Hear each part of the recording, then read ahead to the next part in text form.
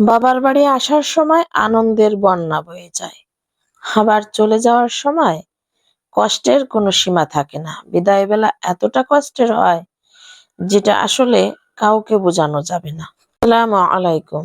আজকের ভিডিওতে থাকছে বাবার বাড়ি থেকে চলে যাওয়ার কষ্টের সেই মুহূর্তগুলো আমি আপনাদের সঙ্গে শেয়ার করব।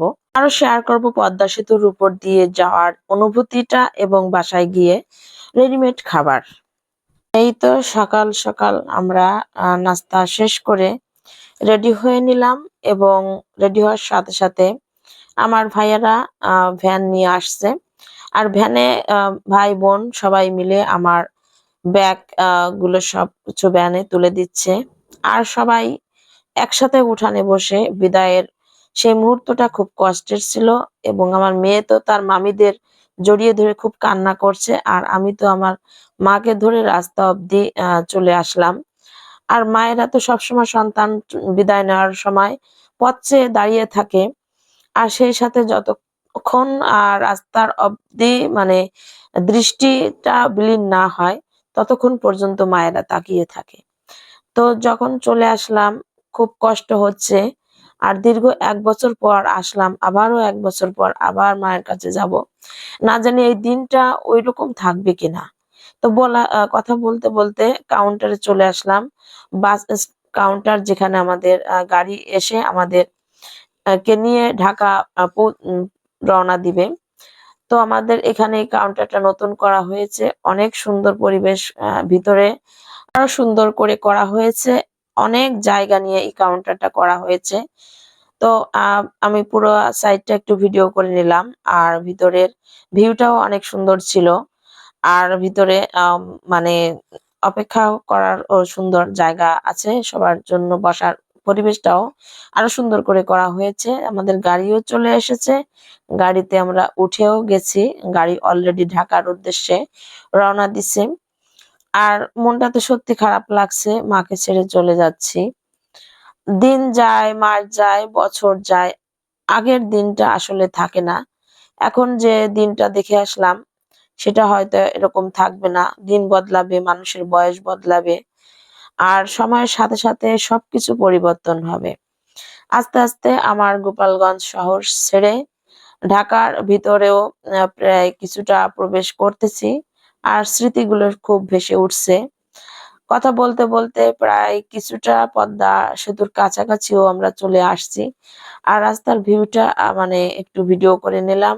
আর আমাদের গোপালগঞ্জ টু ঢাকা রাস্তার ভিউ গুলো আমার এত ভালো লাগে, মন জুড়িয়ে যায় সত্যি বলতে কি।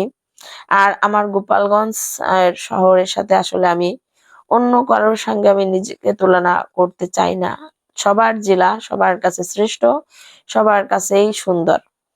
তো কথা বলতে বলতে টোল প্লাজার কাছেও কিছুটা চলে এসেছি।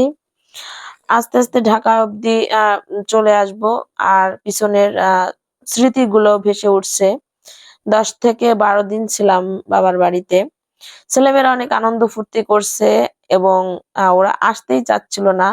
আসলে বাচ্চারা যেখানে যায় গ্রামের পরিবেশ, বাচ্চাদের খেলাধুলা সবকিছু মিলিয়ে ওরা এই স্মৃতিটুকু কেউ ভুলতে চায় না।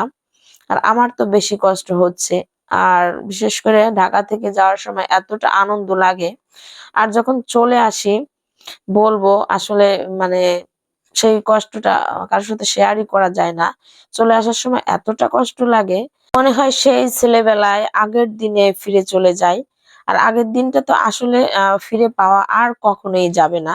আর বাড়িতে যখন যাই মনে হয় কি বাড়িতেই থেকে যাই।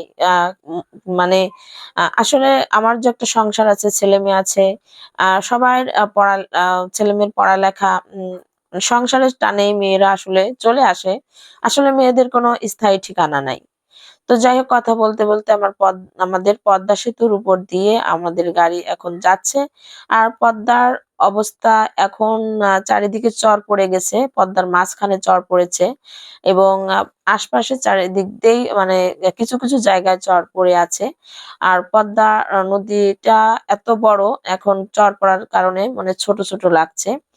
এই পদ্মা সেতু হচ্ছে আমাদের স্বপ্নের সেতু। আর এই পদ্মা সেতুর উপর দিয়ে যখন যাই অনুভূতিটা আসলে এতটা মানে গভীরতম, অন্তর ছুঁয়ে যাওয়ার মতো আসলে পদ্মা সেতুর আমাদের কাছে অনেক কষ্ট করেছি এই পদ্মার উপর দিয়ে আমরা যখন লঞ্চ ২ ঘন্টা পাড়ি দিয়ে গোপালগঞ্জ পৌঁছাতাম। কয়েক ঘন্টা পৌঁছাতে আমাদের অনেক সময় লাগতো। আর ঘন্টার পর ঘন্টা লেগে যেত, কখনো জ্যাম থাকতো, কখনো কুয়াশায় পৌঁছাতে পারতাম না। বর্ষাকালে পদ্মার ঢেউ, ঘূর্ণিঝড় সবকিছু মিলিয়ে খুব আতঙ্কে ছিলাম। তো পদ্মা সেতু হওয়ার জন্য আমরা কৃতজ্ঞতা স্বীকার করছি। আমাদের কতটা উপকারে আসছে সেটা একমাত্র আমরাই জানি। তো বলতে হ্যাঁ, আসলে আমরা ঢাকায় পৌঁছেও গিয়েছি আর বাসায়ও চলে এসেছি। আসার সময় কিছু বাজার নিয়ে এসেছিলাম। যেহেতু আমরা বাসায় ছিলাম না, আপনাদের ভাইয়াও ৪ দিন আমাদের ওখানে আ বেড়ায়ে এসেছে। আর বাসায় কোনো তরকারি ছিল না। কিছুটা বাজারও নিয়ে আসছে। আর এই যে আসার সময় আমরা রেস্টুরেন্ট থেকে কিছু খাবারও নিয়ে আসছি। বিরিয়ানি নিয়ে এসেছিলাম। তো ফ্রেশ হয়ে আমরা সবাই মিলে ক্ষুধার্ত ছিলাম। তো খেয়ে নিচ্ছি। আমাদের আসতে ৩টা বেজে গিয়েছিল। আমরা ১১টার গাড়িতে উঠে ৩টা বাজে পৌঁছে গিয়েছি। আর আগের সময় যদি থাকতো, পদ্মা সেতু না থাকার কারণে, তাহলে আমাদের কখন পৌঁছাতাম তার ঠিক ছিল না। সুপ্রিয় দর্শক, আমার ভিডিও যদি কোথাও ভালো লেগে থাকে তো কমেন্ট শেয়ার করে পাশে থাকবেন। আর আজ এখানেই বিদায় নিচ্ছি। সবাই ভালো থাকবেন। আবারও চলে আসবো অন্য কোনো ভিডিও নিয়ে। সবাইকে আল্লাহ হাফেজ। আসসালামু আলাইকুম।